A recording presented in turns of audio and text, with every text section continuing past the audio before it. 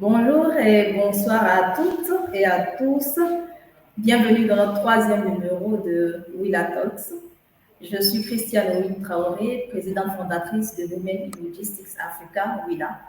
Alors, pour ceux qui nous découvrent pour la première fois, Willa est une association à but non lucratif. Voilà, et notre mission principale, c'est de faire la promotion du secteur de la supply chain de la logistique sur le continent africain, mais aussi surtout de promouvoir le leadership des femmes qui évoluent dans ce secteur. Alors, pour aujourd'hui, je suis en compagnie de notre présidente nationale de Willa au Cameroun, Léopoldine Leka-Bosek, qui est spécialiste relations clients chez SEMA CGM multinationale, d'accord, SEMA CGM à Douala au Cameroun. Avant d'aborder le sujet du jour, personal branding et carrière, je vais laisser notre invité se présenter aux personnes qui nous suivent. Léopoldine.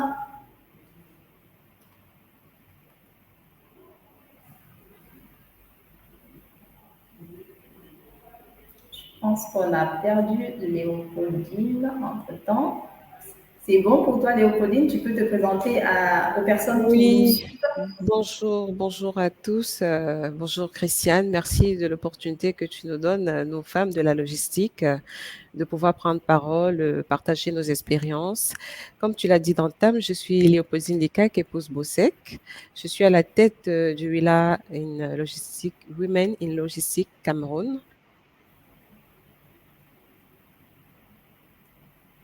Je suis un cadre commercial passionné de la communication et des relations publiques. Alors, à mon actif, je cumule 10 ans d'expérience professionnelle, tant dans le domaine de la communication, de la...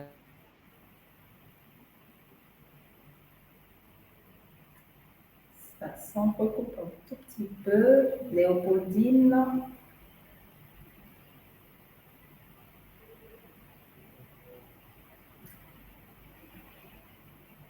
typique.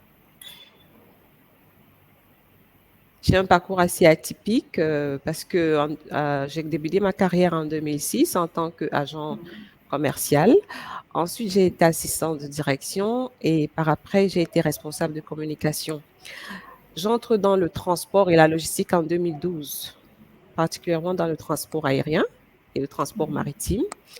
Et très vite, j'ai flirté avec tout ce qui était transit, douane. Et depuis 4 ans bientôt, je suis à la compagnie maritime CMA-CGM, où je suis en charge des transactions interland, c'est-à-dire des transactions du Cameroun et du Tchad.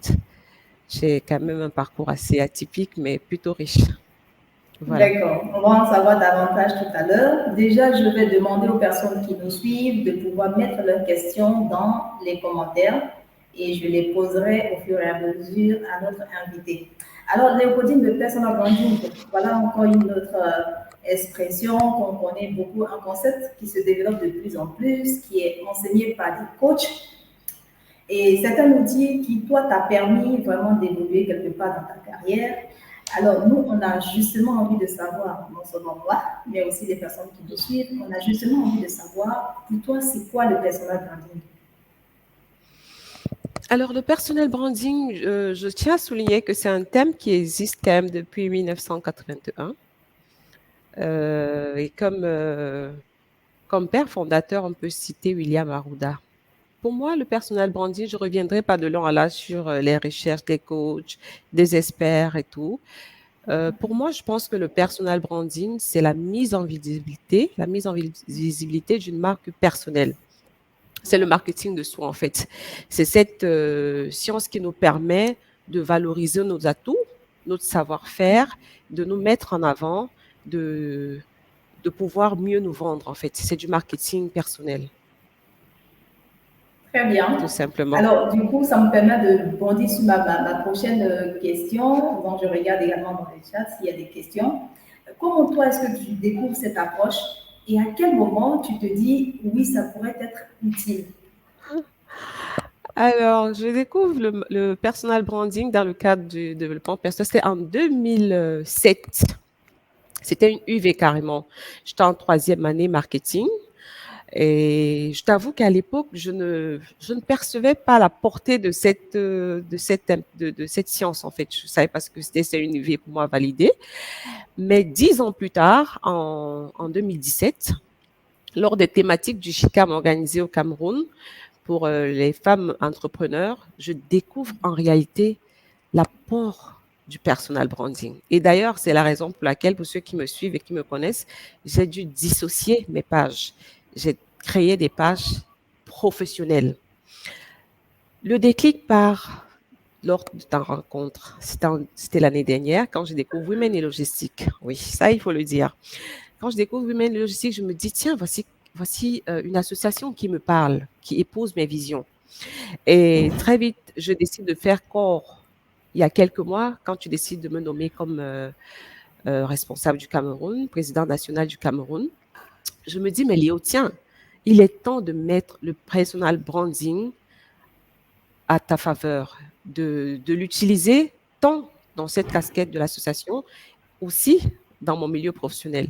Donc, pour tout dire, c'est autour d'un an que je pratique vraiment le personal branding.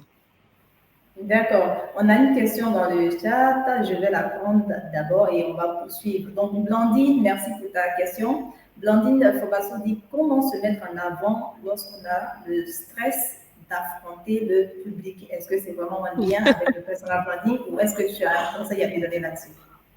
Oui, bon, ça fait partie quand même de tout ce qui rentre dans le développement personnel. Je pense que le stress, il n'y a pas de formule magique. Il y a une préparation autour, il y a une préparation derrière. Et puis, il faut se dire que il faut rester focalisé sur l'objectif. Qu'est-ce que je veux apporter à mon public? Rester focalisé et se dire ce que j'ai apporté à mon public est plus important que le stress et traverser ce stress. La préparation, elle est importante. Et avant la préparation, prendre un coup, respirer et puis se mettre en condition et je crois que le tour est joué. Exactement. Merci pour ce petit tip et cette petite parenthèse là sur la prise de parole publique pour éviter son stress. Alors, moi, j'imagine bien que lorsque tu prends la décision de travailler sur ton personal branding, oui. Bien évidemment, tu rencontres quelques challenges. Quels sont les obstacles que tu as peut-être rencontrés sur ce parcours-là et comment est-ce que tu as réussi à les surmonter quand tu commençais par travailler sur ton personal branding? Le premier obstacle, c'était de me définir. Parce que pour avoir un personal branding, il faut faire comme une analyse, une synthèse de soi, en fait. Il fallait savoir qui j'étais. Comme je l'ai dit dans Tam, j'ai un parcours atypique. Autour de ces casquettes, je ne savais pas comment me valoriser, en fait. Mais très vite, j'ai pu comprendre que toutes ces casquettes sont résumées à la relation interpersonnelle, que ce soit la relation avec l'administration publique, les clients, les collaborateurs, ça avait le même dénominateur commun. Donc, le premier conflit, c'était celui-là. Il fallait faire un point, il fallait faire un bilan de parcours. Et qui dit bilan de parcours dit des coûts. Parce que tu sais, pour faire un bilan de compétences, par exemple, il faut aller à l'encontre des professionnels.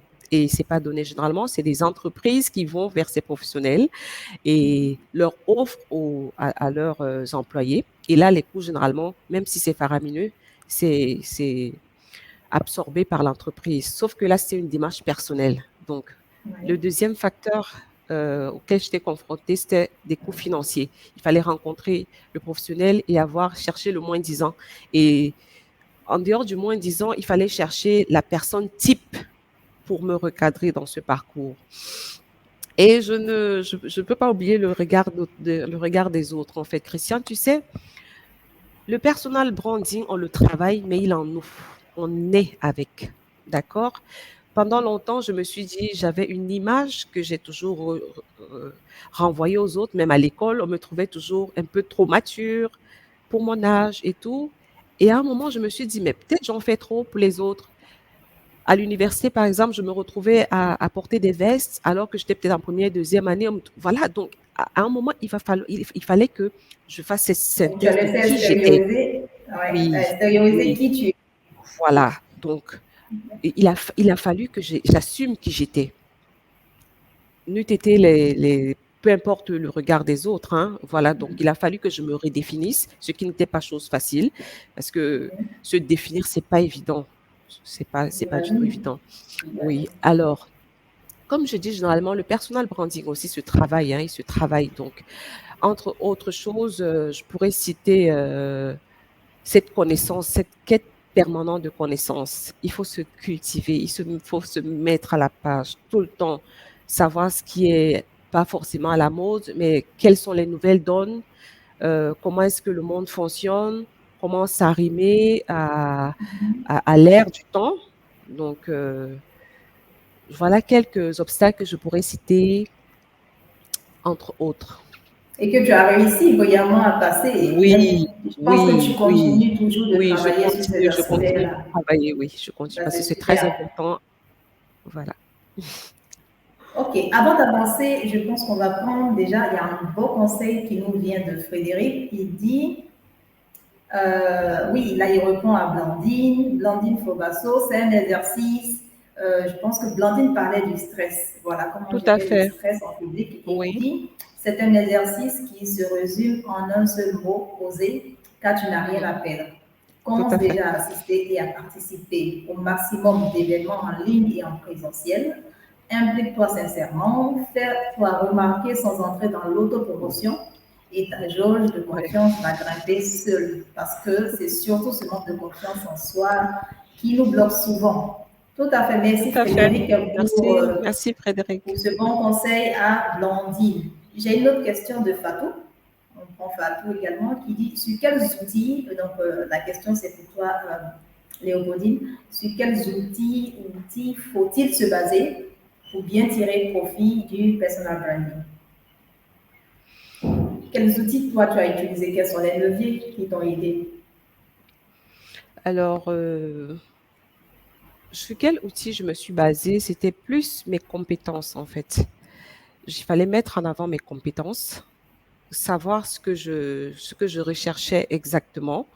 Parce que là, je parle de l'impact du personal branding sur ma carrière. Qu'est-ce qu'il fallait valoriser?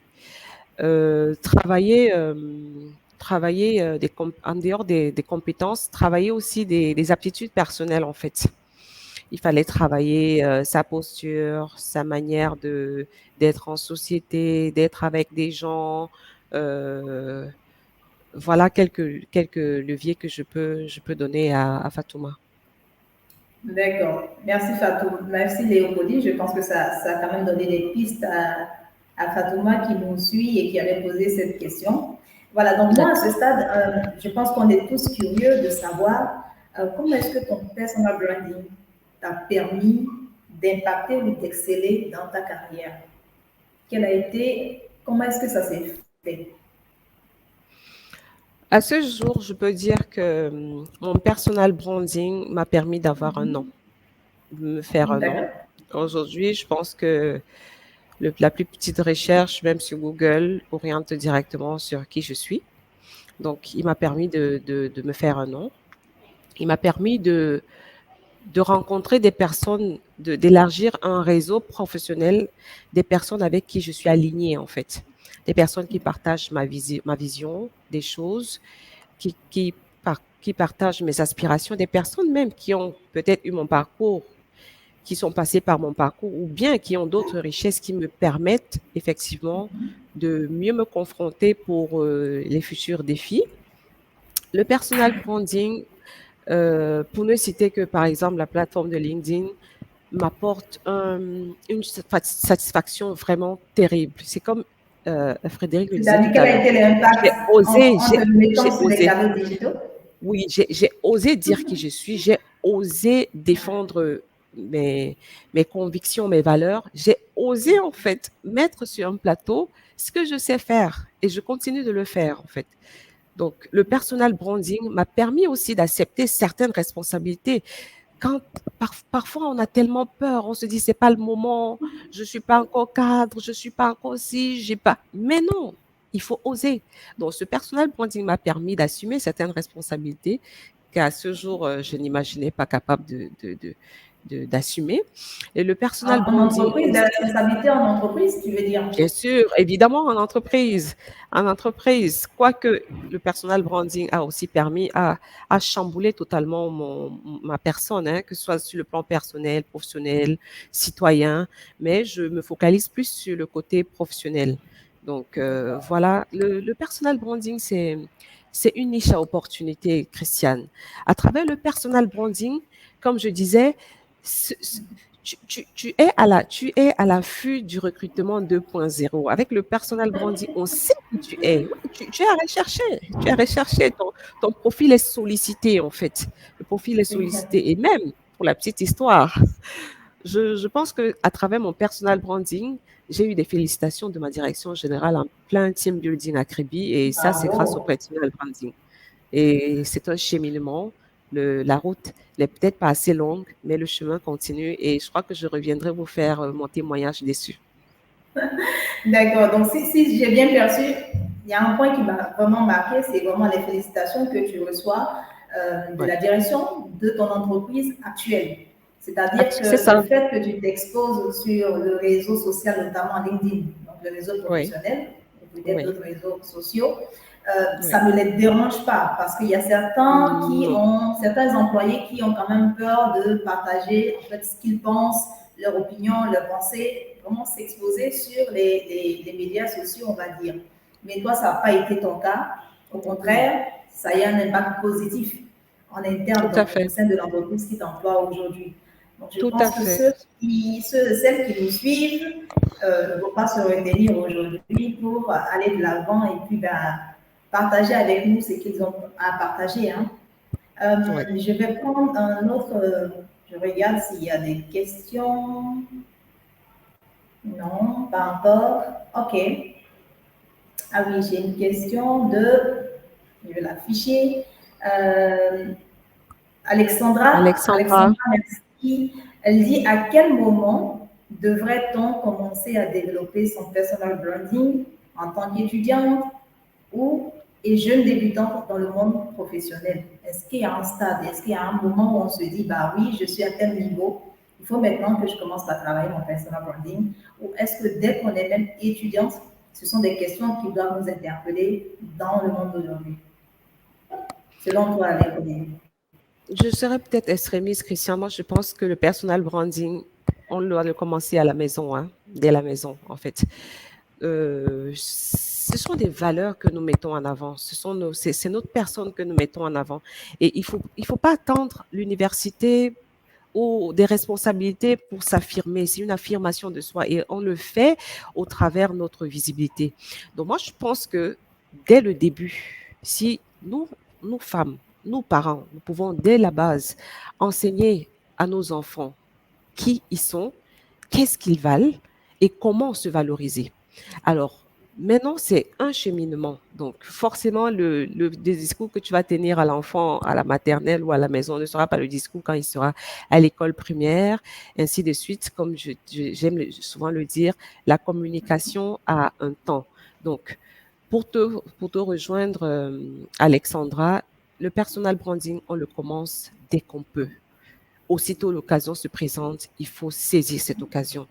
Et très vite, quand on est à l'université, parce que je crois que quand on est à l'université, on a certaines réalités quand même, surtout dans les écoles professionnelles.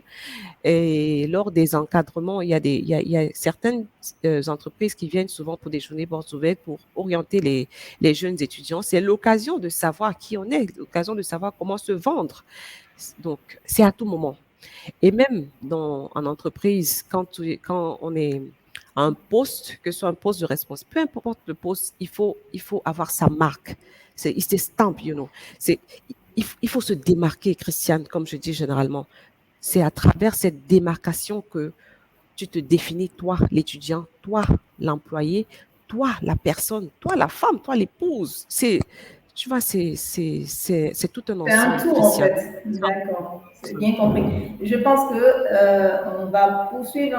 On a Raïssa qui nous dit c'est le cap à franchir. Donc j'imagine que c'est sa situation actuelle. Donc pour elle maintenant, c'est de pouvoir s'exposer sur les réseaux sociaux. D'accord, c'est tout un D'accord. apprentissage. Donc après, on pourra te donner des contacts de personnes qui peuvent t'accompagner à passer le cap, Ok. Raïssa, à passer le cap sur les réseaux sociaux et laisser éclore ton potentiel, qui tu es exactement. Voilà. Donc, Léopoldine, je pense qu'on a admiré ton parcours et je pense pour les personnes qui vous suivent, j'ai une autre question de Kylian que je vais afficher. Donc, D'accord. Kylian qui nous dit comment gérer le fait que ton affirmation de soi dans ton travail à travers tes réalisations soit perçue ou interprétée par les autres, notamment l'employeur, comme de l'arrogance. Kylian, cette question me parle parce que quand je parlais de synthèse de vie tout à l'heure, ça rejoint un peu ta question. En fait, on n'a rien à prouver à personne. Si oui, c'est dans nos compétences, c'est dans notre travail. Le regard d'autrui ne déteint pas qui nous sommes. Le regard d'autrui, c'est juste un regard, c'est juste un miroir. On peut l'accepter ou pas.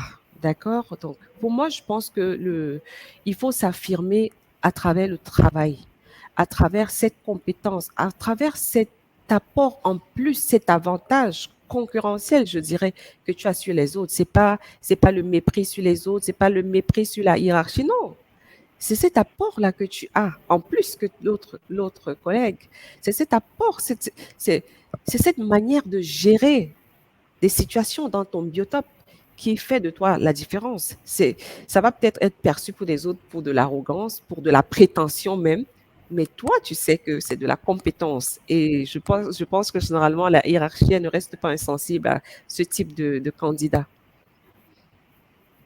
Exactement. Et je pense que c'est ce qui a été ton cas également, hein, quand tu reçois des félicitations de ton directeur général. C'est C'est ça. vraiment encourageant. Bravo déjà. Voilà, donc je Merci. prends encore une autre question. Je vais l'afficher pour toi, Léopoldine. Ah, c'est Blondine qui dit quelles sont les choses à faire ou à ne pas faire, ou alors qu'est-ce qui peut impacter notre développement ou formation en dehors des finances. Le regard d'autrui, le regard d'autrui, Blanzine. Donc, moi, je pense qu'il faut faire fi des autres. Il faut savoir, il faut avoir son objectif, il faut avoir sa vision. Et ambition rime avec vision. Quand tu as ton ambition, tu fonces en fait. Tu fonces. Il y aura toujours des obstacles, mais on reste focalisé sur notre objectif.